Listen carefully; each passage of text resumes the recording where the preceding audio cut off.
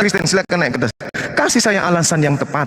Kenapa Yesus itu disalibkan? Apa alasannya? Jangan pakai alasan buku yang muncul puluhan tahun, ratusan tahun setelahnya. Jangan. Oke, Jangan. oke, kita diskusi Bang.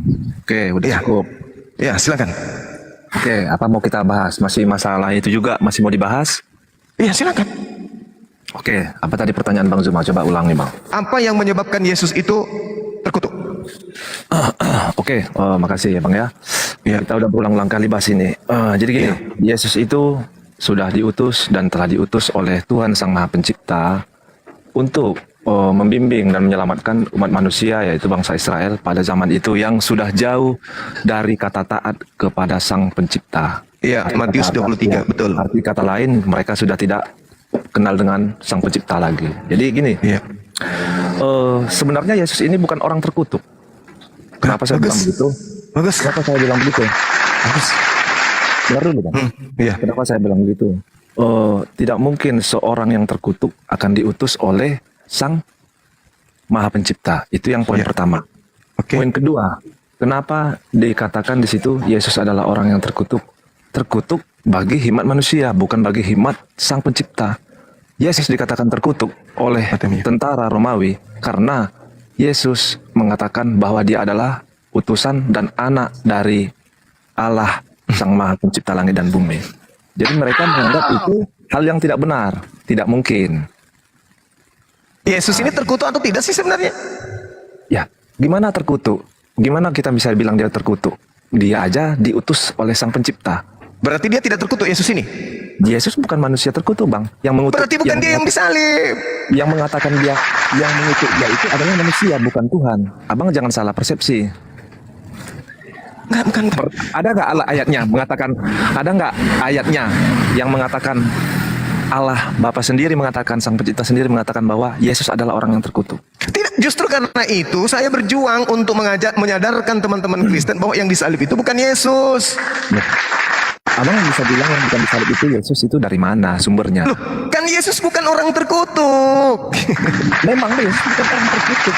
Berarti bukan dia yang disalib. Manusia yang mengatakan dia adalah orang terkutuk. Tuhan yang mengatakan yang mati digantung tiang salib itu orang terkutuk. Tuhan yang mengatakan.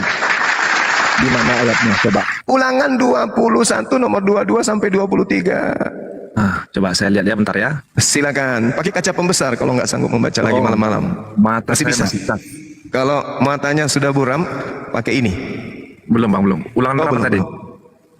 Ulangan 21 nomor 22 sampai 23. Ulangan 21.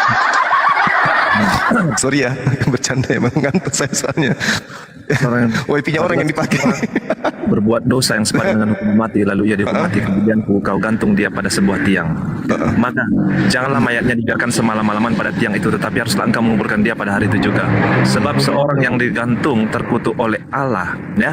Sebab seorang yang digantung terkutuk oleh Allah, janganlah engkau menajiskan tanah yang diberikan Tuhan Allahmu. Kepadamu menjadi milik pusakamu. Jadi di sini di mana dikatakan dia dikutuk oleh Allah? Orang yang digantung disebabkan karena dosa yang dilakukan setara dengan hukuman mati, mayatnya tidak boleh kemudian kau biarkan semalam-malaman. Betul atau betul? Tidak betul Bang. Mati meja. Barusan Anda baca loh tadi di data nomor 20. Saya tanya, Yesus ini orang berdosa atau tidak? Tidak. Tidak, di sini kan jelas apabila seseorang berbuat dosa yang sepadan dengan hukuman mati, lalu ia dihukum mati, kemudian kau gantung dia pada sebuah tiang. Kan gitu. Kan Yesus jangan kau biarkan mayatnya selama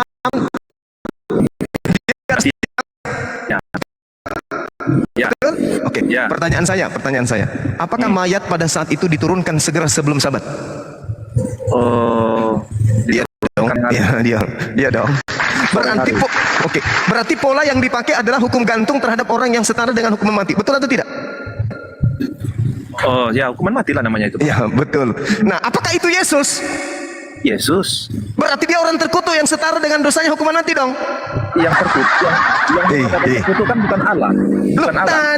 Tadi sudah jelas sekali dikatakan mayat yang tergantung, yang dihukum mati setara dengan hukuman mati, jangan kau biarkan mayatnya semalam-malaman. Sebab orang yang digantung terkutuk oleh Allah tidak boleh menyentuh tanah yang diberikan nenek moyangmu sebagai pusakamu. Nah, itu dialami oleh mayat yang tadi. Yudas diganti Yesus, tak ada yang bisa protes. Orang Yahudi tidak mau tahu. Mau orang Roma nyembah Yudas, orang Roma sembah bom-bom, orang Yahudi nggak mau tahu. Yang jelas mereka terpuaskan. Nabi Isa ke langit, kemudian ada yang jadi korban. Orang Kristen muncul puluhan tahun kemudian mau dia gantikan, itu adalah Yudas, itu adalah Yesus, itu adalah bom-bom, itu adalah Herodi sekalipun. Tak ada urusan, siapa yang mau protes? Nggak ada. Makanya ada yang disebut kitab apokrifa. Ada yang disebut kitab kanonik. Kira-kira kalau Paulus mengatakan begini, aku heran, begitu cepat kau berpaling kepada Injil-Injil yang lain. Itu Paulus loh. Berarti banyak berselebaran cerita-cerita tentang keadaan penyaliban. Benar kan?